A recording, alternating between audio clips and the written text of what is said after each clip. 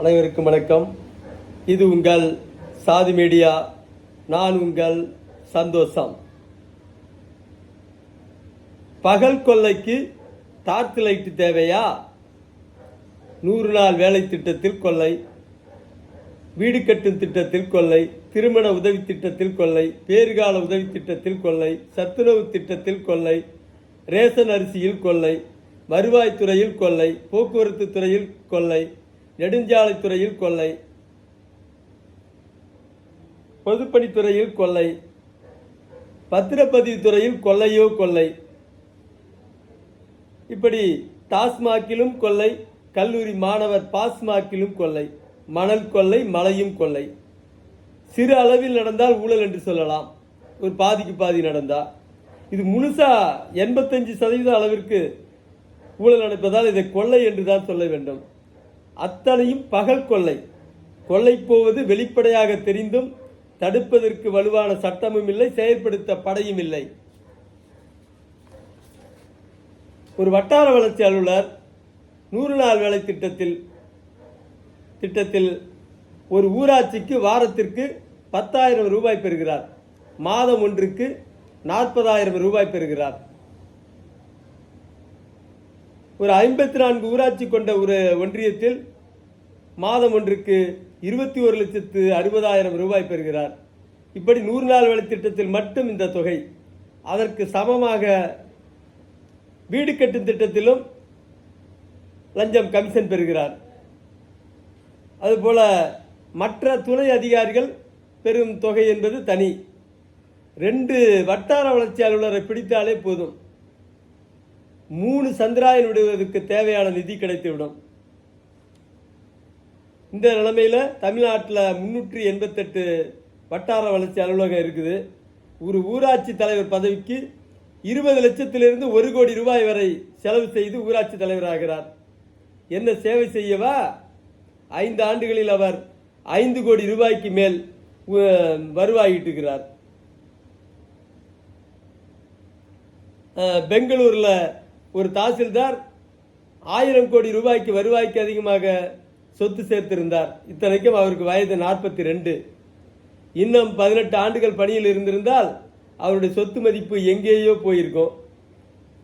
அதே அங்கே மட்டும்தான் இங்கே நடந்துச்சா? தமிழ்நாட்டில் இருக்கிற தாசில்தார்லாம் சம்பாதிக்கலையா? அவங்களெல்லாம் விசாரிக்கிறதுக்கு இங்கே ஆளே இல்லை. அந்த ஒரு தாசில்தாரை பிடிச்சதோடு மத்திய அரசு ஓய்ந்து விட்டது.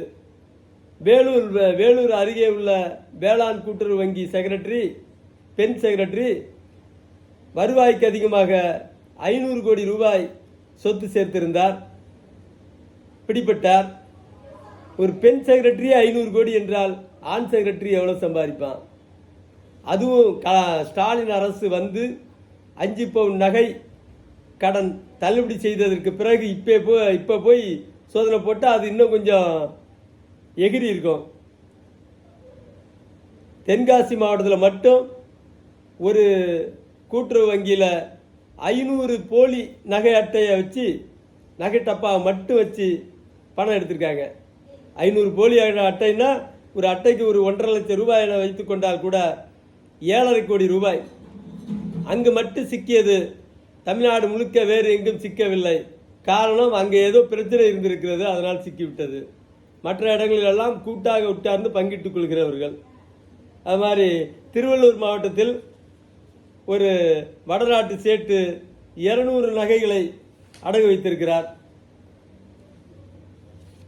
200 நகைகளை அடகு வைத்திருக்கிறார். அத்தனையும் அப்படியே தள்ளுபடி. நாம் சிக்கியதால் மாட்டியது, சிக்காவிட்டால் அவனுக்கு அதிர்ஷ்டமாக இருக்கும். தமிழ்நாடு முழுக்க எத்தனை சேட்டு எவ்வளோ நகை அடகு வச்சான் இது.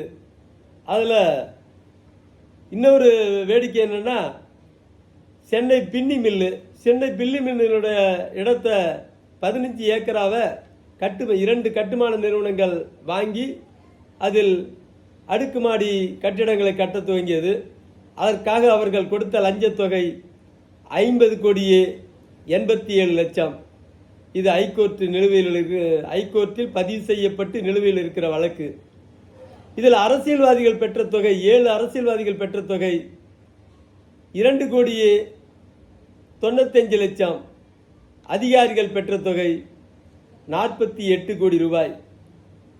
இதில் என்ன தெரிகிறது? திராவிட சொங்கிகள் பெற்ற தொகை வெறும் 3 கோடி ரூபாய் தான். வாயே திறக்காமல் அதிகாரிகள் பெற்ற தொகை 48 கோடி ரூபாய். இவ்வளவு ஊழலுக்கும் பிதாமகனே பார்த்தால் பிஜேபியும் காங்கிரசும் தான்.